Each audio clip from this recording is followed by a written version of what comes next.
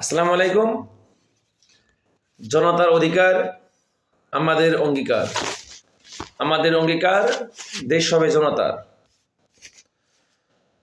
একটা কঠিন সময়ে এই গণ অধিকার পরিষদের এই রাজনৈতিক দলের জন্ম। কোনো অন্যান্য রাজনৈতিক দলের মতো গণ অধিকার পরিষদ কোনো সুবিধা নিয়ে রাজনৈতিক দল গঠন করেনি। তারা জনগণের ভালোবাসা নিয়ে, জনগণের আশা আকাঙ্ক্ষা নিয়ে গণ অধিকার পরিষদ জন্ম দিয়েছে। মানুষের ভালোবাসার রাজনৈতিক দল গণ অধিকার পরিষদ। গণ অধিকার পরিষদকে যারা বিদায় করতে চেয়েছে, যারা ধ্বংস করতে চেয়েছে, তারা নিজেরাই ধ্বংস হয়ে গেছে। আপনারা জানেন,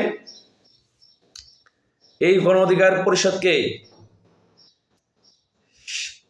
এই আওয়ামী লীগ সরকার যে পরিমাণ অত্যাচার করেছে। আমাদের দলের বয়স 18 সাল থেকে 25 সাল, এই 7 বছর। এই 7 বছরে এই আওয়ামী সরকার যে পরিমাণ নির্যাতন করেছে,